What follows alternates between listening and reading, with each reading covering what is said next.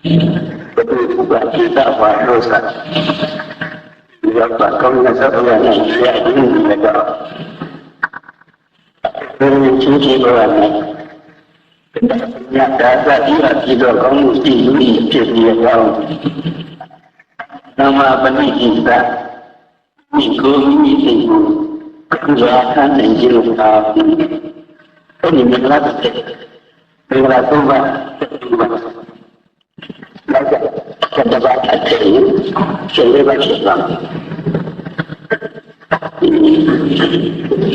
Anjingnya janji itu, orangnya. Anjingnya ada. Bukan lagi kisah. Jawabannya ini saya namun. Jawabannya ini saya dengan itu bisa kendalinya. Saya pun berkata juga dulu. Nama bisa dikatakan itu bisa kendalinya. Jika aku berkata juga itu, tidak pun berkata baru, tidak pun dia. Lima yang menjadi Angannya tidak menuju tinggi. Apakah tujuan? Ini cuma yang jauh dan tinggi. Dia tidak menjadi sebab dia tidak perlu menuju tinggi. Betul cuma yang jauh tinggi dia. Tapi aku tidak tahu mana. Aku nak tahu sih, dia itu bukan itu. Aku nak ada cerita sih, aku nak ada bawa sih.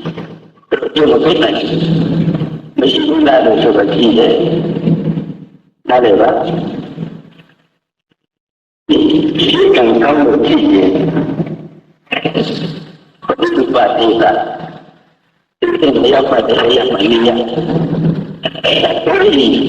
Tani beta tani tahun beta no, mana tani makare hari bola. Jika kamu lucu, itu dia saya dapat juga tahu apa sekor. Jika kamu yang di Indonesia, betul pasti tahu apa tu. Untuk negara lebih restoran, siapa juga siapa juga lelak. Jika kau lihat, ini dia buat kau yang tahu betul buat kita, dia bisa bela. Jika kau ni tu bisa kita punya dasar, betul buat kita wadah sekalian lel. Kita ini dia buat kau yang tahu yang betul juga siapa. Jangan negara. Pura pada nama ini dia negara bila. Negara dia. Itu saya ini dia pada dia juga. Dan saya apa? Kudu ini tanah dosi itu. Nama negara pada dibuat tidak. Ini dia pada dia. Kudu ini orang. Kudu ini dia dosinya. Yang mana yang saya tunggang ini, saya ada berlaku juga masuk di sini. Saya mana ini dah, orang yang tidak berbudi komat ini. Tidak, dia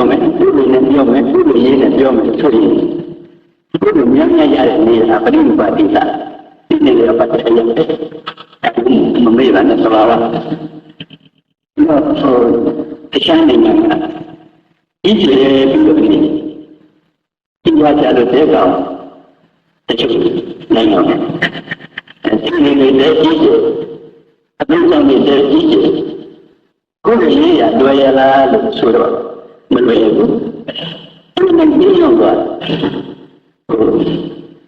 Dengan zaman ini dia. Ini artinya orang punya api itu siapa itu? Semua ini api itu siapa? Ini kudu negara. Ini dia အဲ့ဒါနေတဲ့ဒီအကုသိုလ်ကလည်းပြီးတော့များတယ်ဒီကဒါကိုဒီပါယောဂပြောနေဒီတဲ့ခန္ဓာတာကိုပြောရင်တော့နိုင်ငံခြားကအရှင်းအမြတ်တဲ့ပရိနိဗ္ဗာန်တရားလို့ဆိုရလိမ့်မယ်ဒီလိုရေးရတဲ့ပြောလို့ရှိရင်ဒီမြန်မာနိုင်ငံကိုမပြီးဘူးဘုရားလည်းဒီစိတ်မျိုးနဲ့ခုပမာနိုင်ငံကိုဒီလိုနေတာဒီမနိုင်ငံကခုလိုရေးတဲ့အမှန်တော့ပရိနိဗ္ဗာန်တရားဒီလိုနိုင်ငံလို့ပတ်တာနော်ဒီမပါရင်လည်းနားမလို့ဖြစ်တယ်ဒီကတော့ပရိနိဗ္ဗာန်တရားဒီပမာနိုင်ငံမှာဒီလိုရေးနေပြောလို့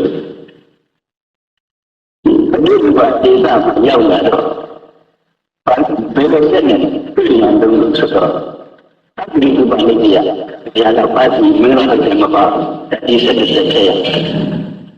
ဒီကတော့မပါတဲ့ဆက်ရဒီတော့ဒီတွေ့ရတယ်ဘောလုံးနေပြီးကိုရတယ်ဘောလုံးနေပြီးကိုရပြီလို့ဆိုတော့ကဒီကုလတွေကဥမာများပဲစဉ်းစားကြည့်ဒီလိုစိတ်ဟာဒီလိုမျိုးဖြစ်လာအောင်ဘောလုံးအမိမရပဲနဲ့မဖြစ်နိုင်ဘူးလူပါဆွေမျိုးရင်လည်းဖြစ်ရတယ်ဒီလိုမှဖြစ်ပြီးနောက်မှတွေ့တဲ့ဖြစ်ဆရာသမားရင်လည်းဖြစ်ရတယ်ဟုတ်လားအဲ့ဒီကသူတော်လုံးနေတယ်အဲ့ဒီသူတော်လုံးနေပြီးရတယ်ကျူးရင်လည်းဒီမှာနေနေပါလေတရားတော့အကြောင်းပါဒနာအကြောင်းနေနေတယ်ဒီစိတ်ကိုကြည့်ပြီးတော့ဒီလိုတန်းရောက်ဒါပြီးတော့တော့ဒီကိုပြီးခဲ့ရတယ်ပြီးတော့တော့ဒီပြီးခဲ့ရတော့ဝိပါကပဲရှောင်းလို့ဆိုရင်ဒီလိုမျိုးဝိပါအဖြစ်နဲ့စဉ်းစားကြည့်ဘာလို့ကျွန်တော်300ရင်ပြောပြီးပြီအဲ့ဒီလိုဝိပါများကလည်းဒီလိုပဲဆွေးနွေးတော့ပြောလိုက်ပါပဲဒီကဆရာသမားတွေကရောက်လာတဲ့ဉာဏ်လောက်ဉာဏ်တွေကိုယ်ရအောင်ပြည့်စုံတတ်တယ်ပြရသည်ဒီလိုပြရသည်ဒါပါလေတောက်ပြရဒီလိုမျိုးပြရသည်အဆုံးမှာတောက်တယ်ဒီလိုနဲ့ရခဲ့ပါပဲဒီလိုနဲ့ရခဲ့ပါပဲရခဲ့ရုံမကဘူးခုတော်တော်ကြီးမှပဲမျက်စိကောင်းနဲ့ဆက်သွယ်ဘယ်လိုရရင်ကောင်းလဲဘယ်လိုရရင်ကောင်းလဲအဲ့ဒီလိုဟာဖြစ်လာတာဒီလိုကောင်းကိုကြည့်ရရတယ်ဒီလိုကောင်းတဲ့ဥစ္စာအဲ့ဒီဘုန်းကြီးတို့တော့မှမျက်စိတို့ကောင်းကိုဒီကောင်းတွေတော့ကြည့်ရရတယ်ဘယ်လိုကြည့်ရလဲဘယ်လိုကြည့်ရလဲသိဘယ်လိုထားရလဲနားလည်ပါလေအဲ့ဒါပြန်ပြီးတော့စဉ်းစားလိုက်ဦးဒီကကံကောင်းတဲ့ပုဂ္ဂိုလ်သက္ကတပညာတာကြောင့်ဒီရောက်ပါတဲ့မြန်မာနိုင်ငံမှာရောက်လာကြတယ်ဒီလိုရောက်ပါတဲ့မြန်မာနိုင်ငံရောက်လာတော့သူ့ရဲ့ကိုပြရမယ်သူတော်ကောင်းသဗ္ဗရိတနဲ့တွေ့ရတယ်ဒါသူတော်ကောင်းတွေကိုမိဘသာကောင်းခုမိမိလိုမိဘအနေနဲ့စဉ်းစားတယ်အဲ့ဒီလေးတွေအပေါ်မှာဘယ်လောက်ကောင်းတဲ့လမ်းတွေကိုညွှန်ပြနေလဲဘယ်လောက်ကောင်းတဲ့လမ်းဆိုတဲ့ဥစ္စာလင်္ကာအောင်ဘယ်လောက်ညွှန်ပြနေလဲလင်္ကာဆိုတာကုသိုလ်များများရအောင်ဘယ်လောက်ညွှန်ပြနေလဲအဲ့ဒါဒီလိုကသဗ္ဗရိတပြကိုရတယ်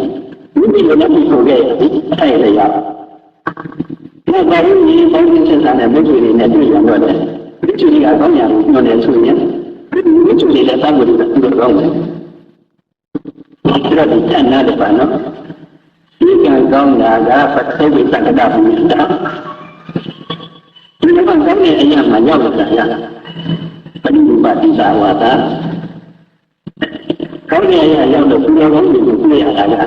သဗ္ဗရိပုပ္ပနိဗ္ဗာန်ဘုရားကောင်းတွေရဲ့အဆုံးအမတရားဓမ္မနာရတာကတတ္တမပဝနာဒါလည်းသိကြားတဲ့တဲ့ကြားတဲ့တဲ့ဘုရားတရားတွေနာရဘာလို့တရားကိုနာရတော့ဘာဖြစ်လာလဲဒီလိုတွေကပဲဖြစ်လာတယ်ဒီလိုကနေရကိုကြားရနာရသိစားရအဘူပိုင်ရအဲ့ဒါအလူဒါနကအလူဒါနကဆိုတာကိုကြည့်ပြီးရပြီးသူတို့ရနေတာပါ ဒီမှာအတ္တကမှာပဏိမိမိစိတ်ကိုမိမိစိတ်ကိုကောင်းအောင်ထားတယ်ဒီမနေ့ကကြီးနေအလုံးကြီးကိုပြလိုက်ရတယ်ဒီအချိန်လေးလိုက်ပြီးတော့မောင်များစွာတောင်းမောင်များစွာမောင်များစွာကိုရတယ်ခုလိုပြမှလည်းဒီလိုပဲပြီးတော့အတင်းနေတဲ့ခန္ဓာကကုလို့လားဒါကအတ္တမှာဘယ်နည်းမိမိစိတ်ကိုကောင်းကောင်းချတတ်ပြီလေစိတ်ကစဉ်းစားတတ်တာပြီလေဒါပဲကိုချက်အဆက်ဆက်နေကြတယ်စဉ်းစားတတ်တာဒီကောင်းကောင်းချတတ်တယ်ဒါတွေကုလို့လားဘုရားနဲ့ပြည့်စုံရေးပုံကပြီးတော့တာရှိနေလေပါလေဆိုရတယ်ရှင်တို့ရဲ့နာကတော့ဘာလို့ကိုယ်ရောကောင်းကောင်းဒီနဲ့လေကိုယ်ရောကောင်းကောင်းမနေနိုင်တဲ့သင်္ကန်းကိုတော့ဘုရားကနေလို့ရှိရင်ဘုရားရတာလားအဲ့အတ္တမပဏိကြီးဒီစိတ်ကိုမြည်ပေါင်းထားတတ်တာလေသိတာလားဘာလို့နေကြည့်နေရလဲဟိုသူတော်ကောင်းနဲ့တွေ့ရတာဘာလို့ကြည့်နေရလဲပဋိလူကဒီနဲ့ရောက်နေတာဘာလို့များကြည့်နေရလဲလက်တက်ကဒီလိုကိုသိတာပြီးတော့ဒီလိုဆိုရင်တော့လာရဲ့မရှိတဲ့ကိစ္စပါဘယ်လိုမှတော့မဖြစ်နိုင်ဘူးဘာသာတော်များလို့ဆောက်တယ်သံဃာတိမှာသံဃာအာဇီဝသံဃာတိမှာသံဃာအာဇီဝဤအနိကတနာဒီလိုတော့ဘာအပြင်ကြနေတယ်သံဃာတိနဲ့နေရတာအပြင်ရနေတယ်ဒီရင်သားကစပြီးသံဃာတိမှာသံဃာအာဇီဝဤသံဃာအာဇီဝဤဘာလို့လဲကောင်းဒီတော့ဆောက်နေရအဲ့ဒီလေဒီလေးတောင်ဒီလူတစ်ထောင်ပတ်တယ်တန်ခါအစုပါယတန်ခါအစုပါယအဲ့ဒီနိုင်ငံလာတာဒီတန်ခါအစုပါယတော့လည်းနိုင်ငံလို့ရှိရင်ဒီတဲ့တဲ့လို့ဆိုပြီးတော့ဒီဒီပါရင်ဘာလို့ဥပဒေကပို့တာလဲအတူရရင်တန်ခါတာဒီမှာတန်ခါအစုပါယဒါဒီချမ်းလေးဒီနေ့လေဘာသာတာဒီမှာဘာသာအတူပါယဘာသာအတူပါယဘာသာတာဒီမှာဘာသာအတူပါယလို့မဟုတ်ခဲ့နဲ့ဒီကဘာဖြစ်ရင်ပြန်ပြီးတော့သူ့ရတာကအဲဆိုတော့ကိုကြည့်နေပြီလို့ကိုယ်ကတရားသဖြင့်ဒီကုသိုလ်ရဲ့ဆံမျိုးရှိလို့တရားသဖြင့်ဒီကိုပြိဿသံဃာပြိဿရှိလို့သံဃာအားဒီတော့ဒီညရင်တော့သံဃာကျိုးရမှာပဲဒါတော့ဒီကုသဘာတဲ့ဒီနိစ္စရာကိုယ်တော်ကြီးဒီလိုနဲ့ဆိုရင်ဒီအကျိုးရမြဲလာတယ်ဒီမှာလည်းဘာမှအလုပ်လုပ်တော့ဘူးသံဃာကြီးလေးတွေနဲ့စတော့ပြီးတယ်ဒီလိုအကျိုးရမြဲလာတယ်ဒါကသံဃာတာဒီမှာဒီမှာမရှိဘူးဒါကသုံးရည်နောကကာမဆိုတယ်ဒီနောကကာမကိုသိနေရတယ်ဒီကအားလုံးတော့ချက်နေရတယ်တိုင်းလုံးနေရတချို့ပြဿနာပါအားလုံးနာနဲ့ဆိုင်တာတွေနဲ့ဆောက်ရောက်လို့မရဘူးအဲဆိုတော့ဒီနေ့ကဘုရားကြီးအားနေလို့ကြည့်မှတော့ဒီနောကကာမမှန်တော့တယ်ဓမ္မစနေရတော့စနေရတော့ဆိုတော့အားရှိတယ်အားနေလို့ကျန်တဲ့ပြင်ဖြစ်တာတကယ်လို့ဒီနေ့ကလေးဆက်ပါအဲဒီပါဒီလိုတော့ဒီလိုဟာလေးဘုန်းကြီးကလုပ်နေတာသူမြင်တော့ဒီဟာလေး300အောင်လို့အခုမှပြန်ကျန်းလိုက်လို့နေတယ်ဘုန်းကြီးကဖြစ်ပြီးတော့လုပ်ပြရတယ်မြင်ရရတကားချလို့မဖြစ်ဘူးဒီလိုမပြောပါဘူးမပြောပါဘူးရှာလို့လည်းမဖြစ်ဘူးအခုမှလည်းတရားနေရာလုံးကအဲ့ဒါကိုသိနေဒီနေ့က900ကျော်လည်းသိနေအဲ့ဒါတွေကိုဘယ်နာတွေကမတတ်တာမှသိနေဘုန်းကြီးရဲ့နောကဓမ္မတွေဒီလိုနေရာတို့ပြုလို့ရကြပါလိမ့်တော့ဒါကိုသိလို့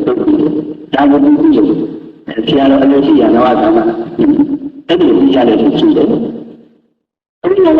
တရားကြီးနဲ့တရားကြီးမှာအတော်တည်းဘယ်လိုလုပ်ဥစ္စာရှောက်တာလည်းရှိတယ်မမှတ်ပါဘူးဒါ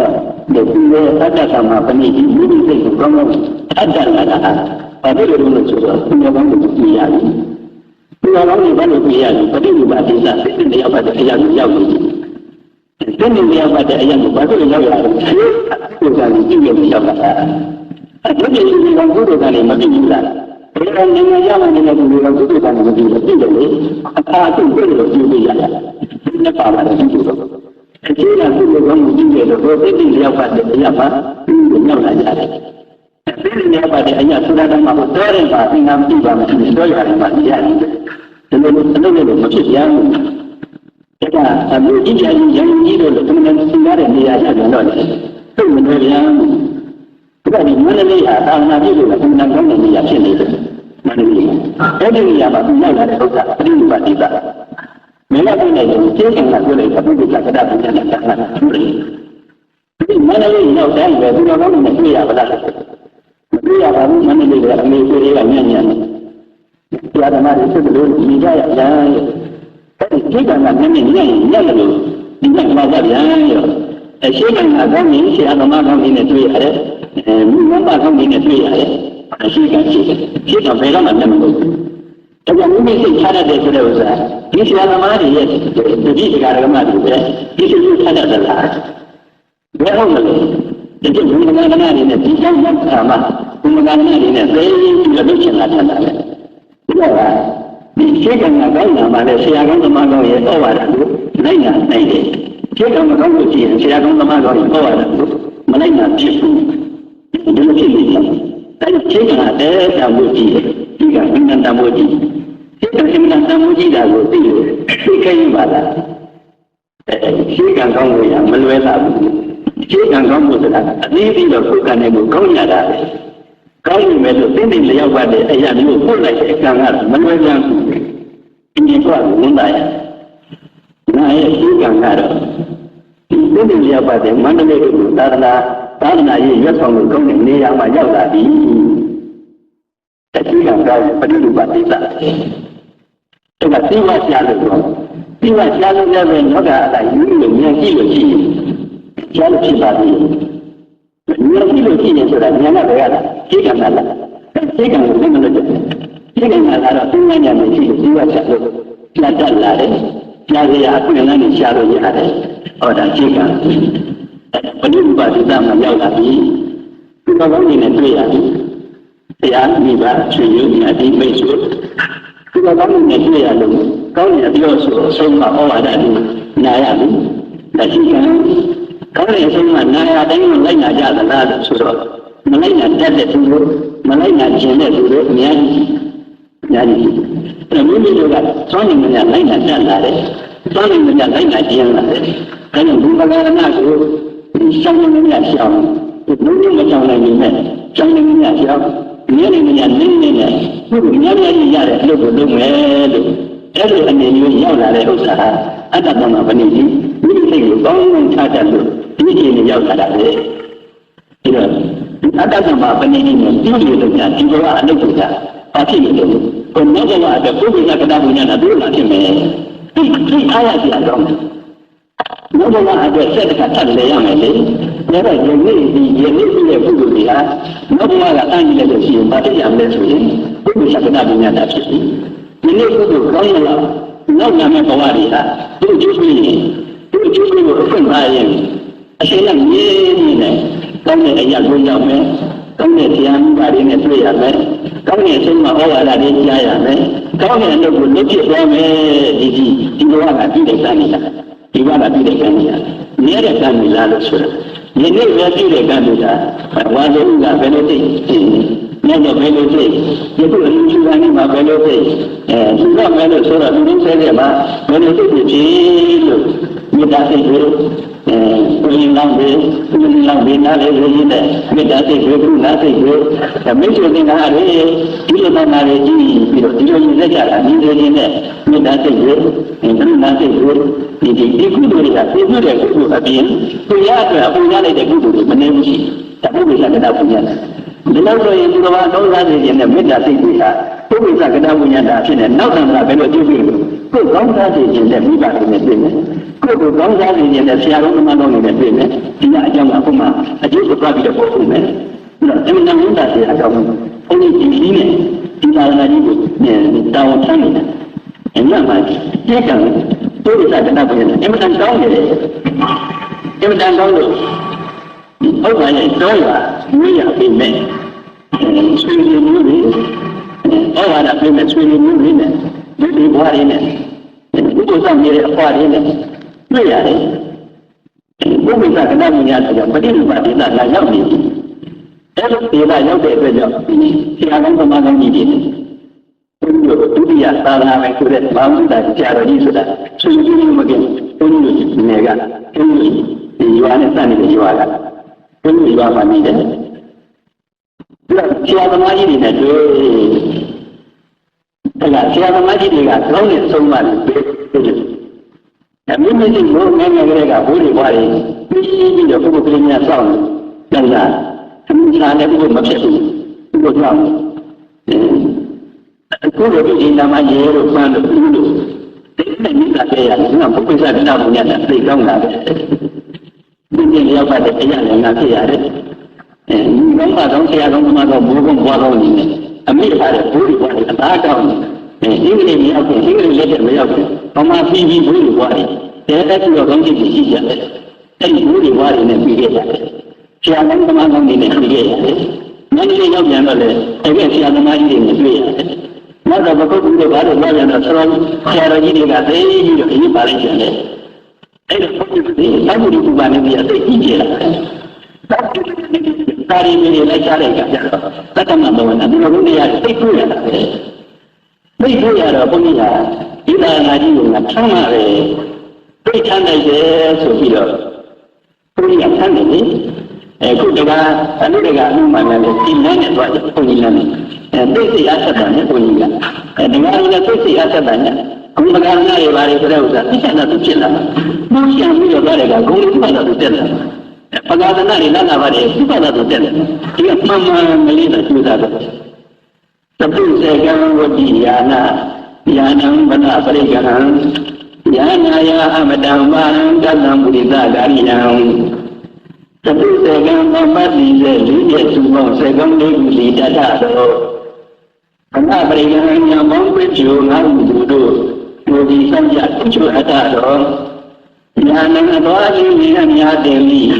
အရင်ခိုင်ကြီးမဂ္ဂင်ဒီတို့ဉာဏ်များတော်ကြီးကိုဝိပယနာမသိမဆောင်ဒီလေကြောင်းချင်းတောင်းတာအတင်မောင်းကနေ၍အမတပါရံဤဘက်မှနေအားလုံးသေး၍ဘုရားရောက်မှဘိခင်ရမည်အတ္တခေါ်ခြင်းနိဗ္ဗာန်ခြင်းကိုယာနာယကိလေသာဟုညာသူပြပေါ့ဘုမြောက်တို့မကြောင်မနှမ်းအရောက်သွားခြင်းကပိဋကဂာရိယံယောက်ျားမှန်ကတည်ရရမည်ကမ္ဘာလေယောလုံးကမျိုးကိုဘုန်းကြီးတို့ယောက်ျားဘယ်လိုလဲယောက်ျားဆိုလို့ရှိရင်ဒီလိုလေးလက်ကလေးတွေလူမတော့ကလူမကြောင်မှုလို့ပြည့်ရမယ်နန်းကိုတော့ငဲ့ရပြီမှာပေါ့ဘုန်းကြီးတွေကဘာမှမငဲ့နဲ့သူကတော့ဖြစ်နေတာဖြစ်တယ်ဒီယောက်ျားဟာဒီမှန်ကန်တဲ့လမ်းကိုလုံးဝဝိရတန်းနာနဲ့ပြု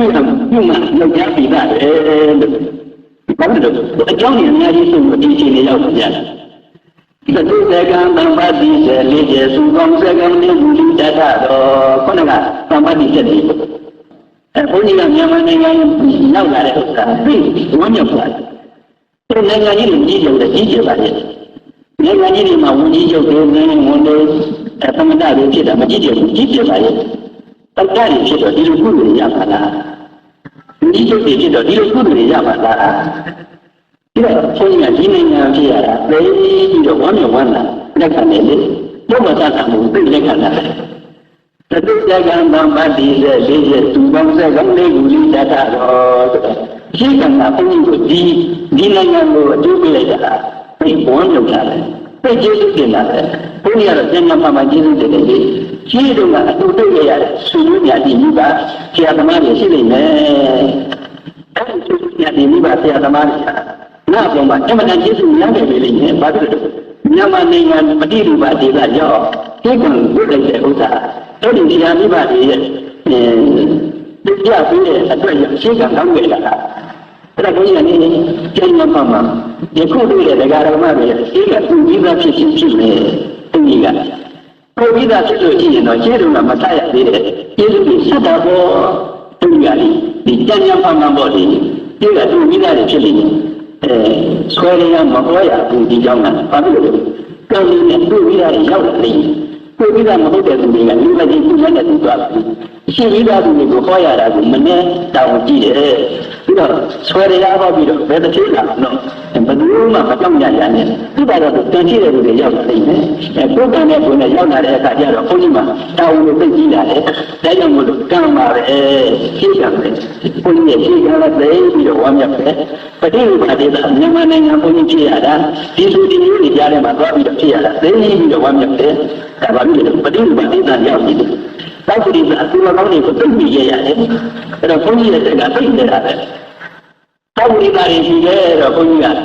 ဒီကားလေးပြင်ဆရာသမားတွေကတောင်းလို့နေတယ်ရေးလေးသားသားဘုန်းကြီးကိုအရေးပါကြတယ်ဘုန်းကြီးကဒီခြေရတော့ပြီးတော့ကြွနေလို့ရှိရင်တော့အလကားဖြစ်ပါပဲမဟုတ်ဘူးဒီသားတွေကိုဘုန်းကြီးကလေးလေးနဲ့စဉ်းစားပြီးတော့သိတစ်ဆင့်ကောင်းအောင်ထားလို့ကိုယ်ပရိသတ်တွေကိုတစ်ဆင့်ကောင်းအောင်ထားလို့ကိုယ်တရားဓမ္မတွေကိုတစ်ဆင့်မြင့်လာအောင်ဒီစိတ်ဝင်စားဘက်ကသိပြီလို့အဲ့လိုလေးရတာဖြစ်တော့ဘုန်းကြီးတောင်ကသိကြည့်သွားတယ်။ဒါကြောင့်ဘုန်းကြီးမှာ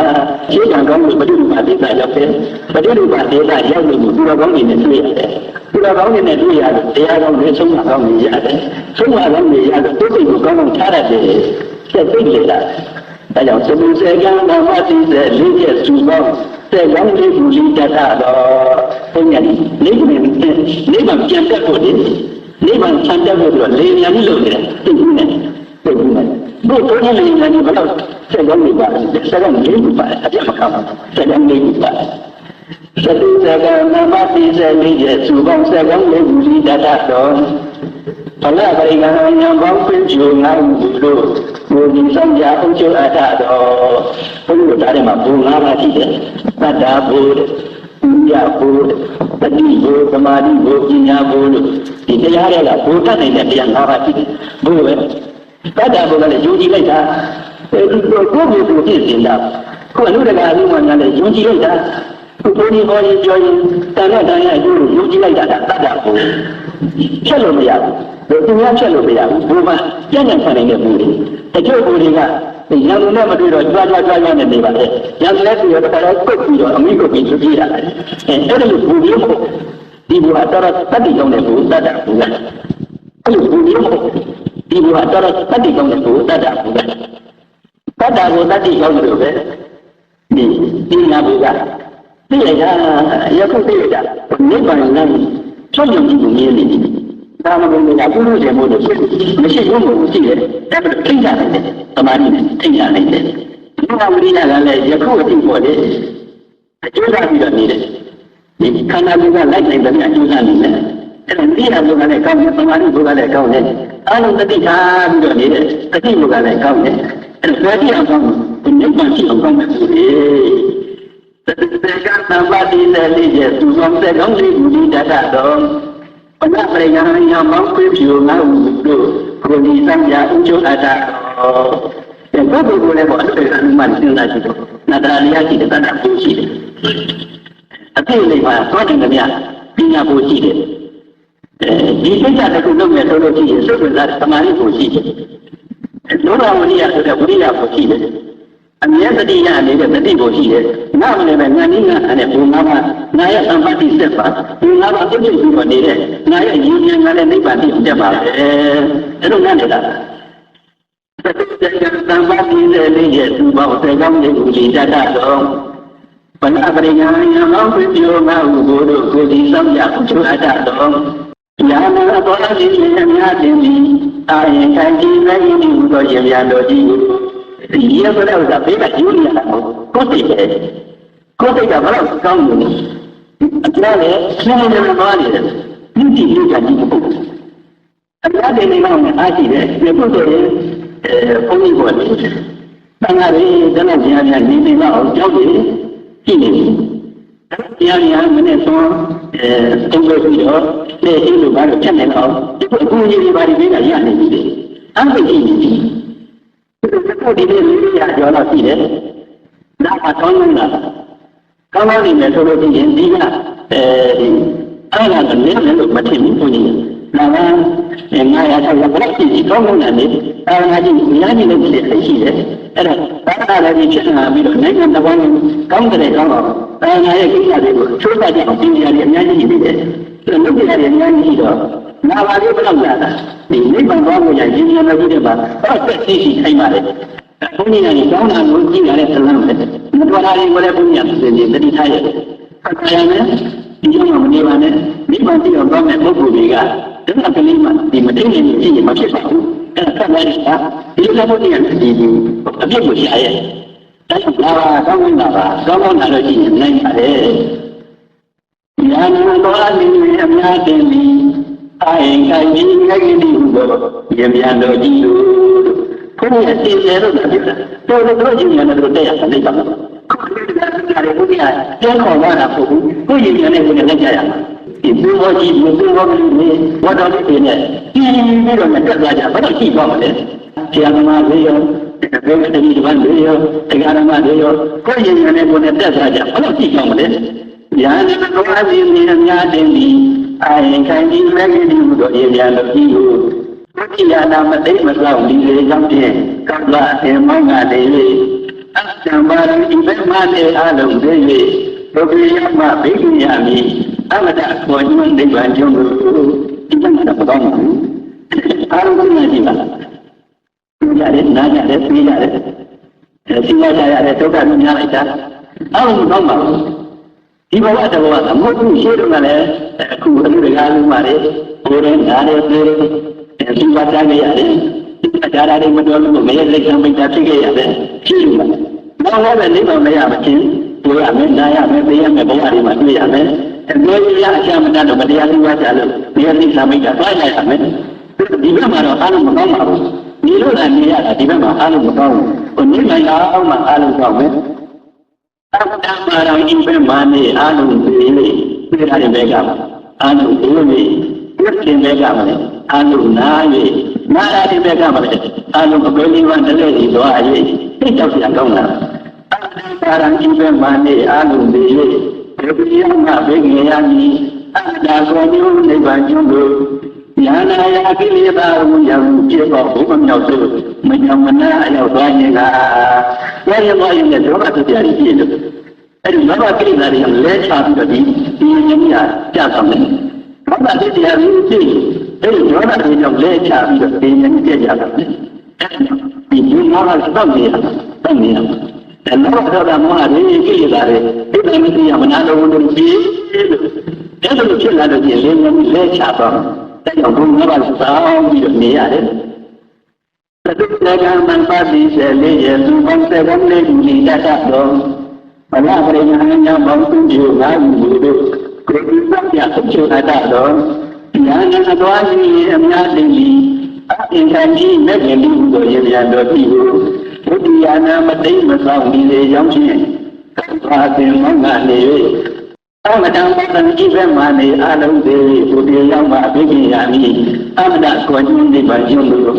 ဉာဏ်ရာကိလေသာဟုယံတို့ပြဖို့ဘုံမြောက်တို့ဒီမနာအရောက်တဲ့ရင်ဟာဘုရားလာရရောက်ကြမှလာပြီးရယာမိတပတ်နေရောလုံးဝမြို့ကိုသာသနာဥပ္ပိုလ်တို့ပေါ်လို့၍မဆုံးရသေးဘူးလို့ပြရသည်